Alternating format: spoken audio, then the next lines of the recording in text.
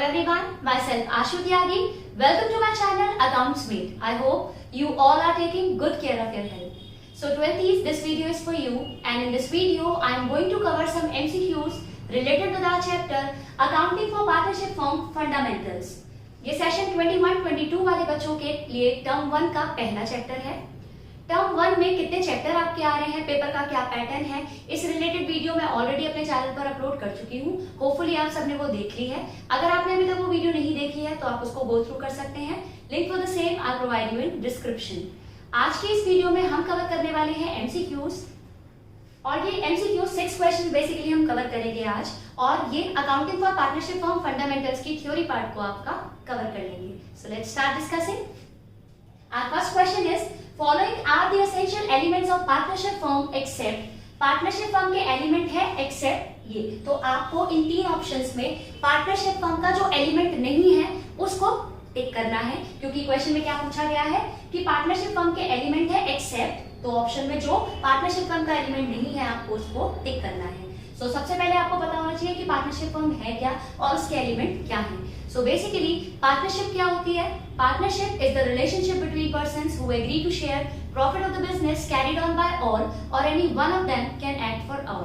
मतलब पार्टनरशिप में दो या दो से ज्यादा लोग आपस में एक एग्रीमेंट करते हैं। एग्रीमेंट ओरल भी हो सकता है, रिटन भी हो सकता है, और उससे वो क्या करते हैं कि अपने बिजनेस को कंटिन्यू करते हैं। बिजनेस में जो भी प्रॉफिट या लॉस होता है उसे आपस में बांट लेते हैं। तो वो फुली पार्टनरशिप फर्म के क्या फीचर्स है वो आपको समझ में आ गया कि दो या दो से ज्यादा लोग होने चाहिए, उनके बीच में एग्रीमेंट होना चाहिए, और उस बिजनेस में जो एक बिजनेस होना चाहिए जिसको वो कंटिन्यू करें, वो बिजनेस लॉफुल होना चाहिए। लॉफुल बिजनेस को कंटिन्यू करते हुए जो भी उन्होंने प्रॉफिट अर्न किया है उसे आपस में वो शेयर कर ले। तो देखते हैं क्या क्या ऑप्शन है आपके पास। एटलीस्ट 2 पर्संस, तो ये पार्टनरशिप फर्म का एलिमेंट है कि पार्टनरशिप फर्म में दो या दो से ज्यादा पर्संस होते हैं। There is an agreement between all partners, बिल्कुल करेक्ट है, ये भी पार्टनरशिप फर्म का फीचर्स है। एक फीचर है कि पार्टनरशिप फर्म में दो या दो से ज्यादा लोग होते हैं और उनके बीच में एग्रीमेंट होता है। एग्रीमेंट ओरल भी हो सकता है, रिटन भी हो सकता है। Equal share of profit and loss, ऐसा कोई कंपलसरी या हार्ड एंड फास्ट रूल नहीं है कि पार्टनरशिप फर्म में जो पार्टनर्स का प्रॉफिट या लॉस है वो हमेशा इक्वल ही होगा। वो अकॉर्डिंगली जो भी उनका एग्रीमेंट है उस हिसाब से वो अपना प्रॉफिट शेयरिंग रेशियो डिसाइड कर सकते हैं। तो जो पार्टनरशिप फर्म का फीचर यहाँ नहीं है वो है equal share of profit and loss. Hopefully आपको समझ में आया। पार्टनरशिप फर्म में अगर बात की जाए, इस क्वेश्चन से भी हम और क्वेश्चंस को भी अपना क्लियर कर सकते हैं। जैसे अगर आपसे पूछ लिया जाए कि पार्टनरशिप फर्म में मिनिमम और मैक्सिमम कितने पार्टनर्स हैं, तो मिनिमम कम से कम 2 पार्टनर्स होने चाहिए, और मैक्सिमम एज पर कंपनीज एक्ट 2013 50 पार्टनर्स मैक्सिमम हो सकते हैं। एग्रीमेंट की अगर बात करें तो एग्रीमेंट ओरल भी हो सकता है, रिटन भी हो सकता है, बट रिटन जो एग्रीमेंट होता है वो लीगल पार्ट से ज्यादा एनफोर्सेबल होता है। एग्रीमेंट वैसे ओरल भी हो सकता है और रिटन भी हो सकता है। एग्रीमेंट जो रिटन फॉर्म में होता है उसे डीड कहा जाता है, पार्टनरशिप डीड। होपफुली आपको समझ में आया। अब बात करते हैं क्वेश्चन नंबर 2 की।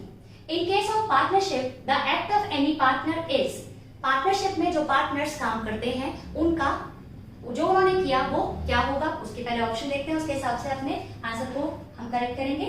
Binding on all partners, binding on all partners except that particular partner, binding on that partner only. तो मतलब क्वेश्चन क्या कह रहा है कि पार्टनरशिप एक्ट के अकॉर्डिंग पार्टनर्स, अगर एक भी पार्टनर काम करता है तो वो सारे पार्टनर्स उस काम के लिए रिस्पॉन्सिबल होते हैं। सारे पार्टनर्स रिस्पॉन्सिबल होते हैं एक्सेप्ट जिस पार्टनर ने वो काम किया है वो रिस्पॉन्सिबल होता है। Binding on that partner only, जिस पार्टनर ने वो काम किया है सिर्फ वही रिस्पॉन्सिबल होता है।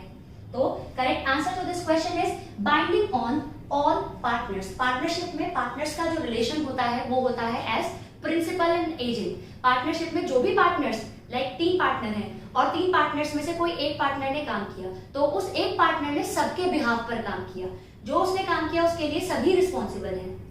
सो होपफुली आपको समझ में आया कि पार्टनरशिप में जो पार्टनर ने किसी भी पार्टनर ने काम किया है तो उसके लिए सबको वो बाइंड करता है। Binding on all partners, responsibility सबकी है, क्योंकि पार्टनरशिप में चाहे एक पार्टनर काम करे, चाहे तीनों मिलकर काम करें या सब मिलकर काम करें, सबकी रिस्पॉन्सिबिलिटी, जो भी पार्टनरशिप में इंडिविजुअल पार्टनर ने काम किया तो भी उसके लिए कलेक्टिवली सारे पार्टनर्स ही रिस्पॉन्सिबल होंगे। होपफुली आपको समझ में आया। Third question, in absence of partnership deed interest on partners loan will be. Partnership deed मैंने भी आपको बताया कि पार्टनरशिप में एग्रीमेंट ओरल भी हो सकता है, रिटर्न भी हो सकता है, लेकिन अगर एग्रीमेंट रिटर्न फॉर्म में है तो उसको डीड कहा जाता है। लेकिन अगर पार्टनरशिप डीड नहीं है तो आपके कुछ रूल्स हैं। वो रूल्स क्या है कि किसी भी पार्टनर को सैलरी, कमीशन, रेम्यूनरेशन नहीं मिलेगी। पार्टनर्स का जो प्रॉफिट शेयरिंग रेशियो है वो बराबर रहेगा। पार्टनरशिप में किसी भी पार्टनर को इंटरेस्ट ऑन कैपिटल नहीं मिलेगा, इंटरेस्ट ऑन ड्रॉइंग चार्ज नहीं किया जाएगा, और अगर किसी भी पार्टनर ने एडवांस अदर देन कैपिटल मतलब कभी भी लोन दिया है टू द फर्म तो उसको राइट है at the rate 6% per annum के रेट से इंटरेस्ट लेने का। लेकिन ऑप्शन देखिए कितने कंफ्यूजन में है। 6% simple interest, 6% compound interest, 6% per annum simple interest. सो बहुत स्लाइड सा डिफरेंस है, लेकिन क्वेश्चन में आप एमसीक्यूज को लेकर अपने आप को बिल्कुल भी कंफ्यूज नहीं करना है। पार्टनरशिप डीड अगर एब्सेंट है और पार्टनर ने किसी ने लोन दिया है तो भी उस पार्टनर के पास राइट है 6% पर एनम के हिसाब से सिंपल इंटरेस्ट उसको मिलेगा। होपफुली आपको समझ में आ गया। अब बात करते हैं क्वेश्चन नंबर 4 की। Which one of the following item cannot be recorded in P&L appropriation account? P&L appropriation, अब आपको समझ में आना चाहिए कि P&L appropriation का क्या मतलब है। P&L appropriation is an extended part of P&L account which shows how profit distributed among the partners. So P&L appropriation partner related खर्चे और partner related income को कवर करने वाला एक अकाउंट है। तो P&L appropriation में क्या आएगा? इंटरेस्ट ऑन कैपिटल तो फॉर श्योर आएगा ही, क्योंकि पार्टनरशिप में पार्टनर को interest on capital firm provide करती है और ये P&L appropriation में डेबिट साइड अपीयर करता है। पार्टनर की सैलरी डेफिनेटली आएगा, पार्टनर की सैलरी, कमीशन, रेम्यूनरेशन सब P&L appropriation में डेबिट साइड आता है। रेंट पेड टू पार्टनर, ये बिल्कुल P&L एप्रोप्रिएशन में नहीं आता, क्योंकि जब आप P&L एप्रोप्रिएशन में बाय साइड नेट प्रॉफिट लिखते हैं तो आप नेट प्रॉफिट में मेक श्योर करते हैं कि 3 चीजें स्पेसिफिकली डिडक्टेड हो। क्या क्या होती है वो चीज?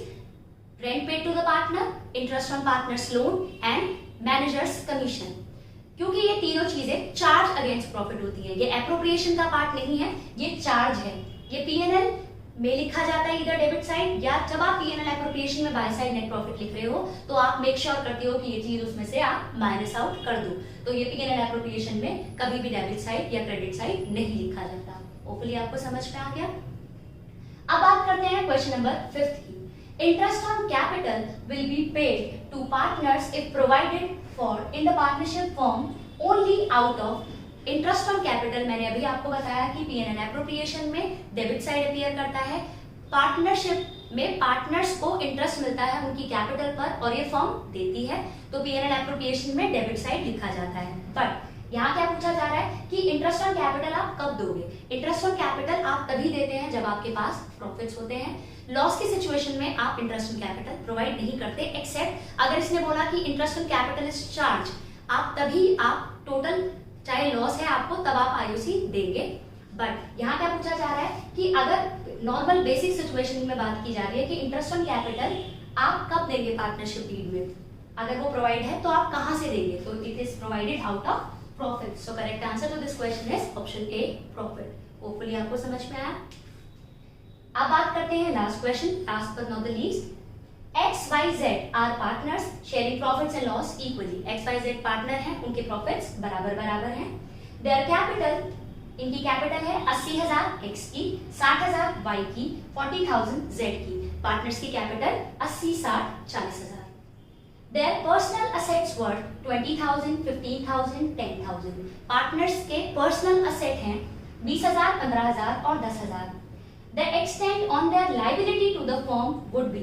अब यहाँ लाइबिलिटी की बात की जा रही है, तो बहुत अच्छा क्वेश्चन क्या भी बन सकता था कि पार्टनरशिप फर्म में पार्टनर्स की लाइबिलिटी कैसी होती है, अनलिमिटेड या लिमिटेड? तो पार्टनरशिप फर्म में पार्टनर्स की लाइबिलिटी अनलिमिटेड होती है। उनके पर्सनल असेट से पर्सनल लाइबिलिटीज पे ऑफ करने के बाद अगर कोई पर्सनल असेट बचते हैं तो उनको भी फर्म यूज कर लेती है अपने फर्म डेब्ट का सेटलमेंट के लिए। तो यहाँ पूछा जा रहा है कि पार्टनर की लाइबिलिटी किस एक्सटेंट तक है, तो लाइबिलिटी उनके पर्सनल असेट तक लाइबिलिटी है फर्म के पार्ट पर। तो ऑप्शन बी करेक्ट ऑप्शन है। एक्स की लाइबिलिटी 20, वाई की लाइबिलिटी 15 और जेड की लाइबिलिटी 10,000 है फर्म की। तो पूरी आपको समझ में आया। क्विकली रिवाइज करते हैं आज हमने क्या क्या पढ़ा। पार्टनरशिप फर्म के एलिमेंट्स की बात करें तो हमने वो एलिमेंट डिस्कस कर लिए। क्वेश्चन में पूछा गया था कौन सा एलिमेंट नहीं है, तो equal profit and loss share करेंगे, ऐसा कोई एग्रीमेंट या ऐसा कोई पार्टनरशिप फर्म का असेंशियल एलिमेंट नहीं होता। नेक्स्ट क्वेश्चन पूछा गया था कि पार्टनरशिप में अगर कोई पार्टनर काम करता है तो वो बाइंड करता है सारे पार्टनर्स को। होपफुली आपको समझ में आया। अगर पार्टनरशिप डीड नहीं भी है तो भी पार्टनर को इंटरेस्ट ऑन लोन मिलेगा, किस रेट से? At the rate 6% per annum, पूरे साल के रेट के हिसाब से 6% पर एनम सिंपल इंटरेस्ट। अगर ये क्वेश्चन था आपका क्वेश्चन नंबर 4 कि पीएनएल एप्रोप्रिएशन में आप क्या चीज पीएनएल एप्रोप्रिएशन का पार्ट नहीं होती, पीएनएल एप्रोप्रिएशन में रिकॉर्ड नहीं की जाती, तो rent paid to the partner इसका करेक्ट ऑप्शन था, क्योंकि ये चीज क्या है? चार्ज, ना कि एप्रोप्रिएशन। इंटरेस्ट ऑन कैपिटल आप कहां से प्रोवाइड करते हैं? अपने प्रॉफिट्स से। और लास्ट क्वेश्चन था पार्टनर्स की लायबिलिटी होती है अनलिमिटेड, उनके पर्सनल असेट्स को भी यूज कर लिया जाता है फॉर द पेमेंट, तो करेक्ट ऑप्शन था 20, 15, 10। तो होपफुली आपको समझ में आया। If you find this video fruitful तो इसको लाइक, शेयर और सब्सक्राइब कीजिए अगर आपने मेरे चैनल को अभी तक सब्सक्राइब नहीं किया है। And don't forget to press the bell icon so that you can get the notifications of my latest updates. Thank you so much for watching.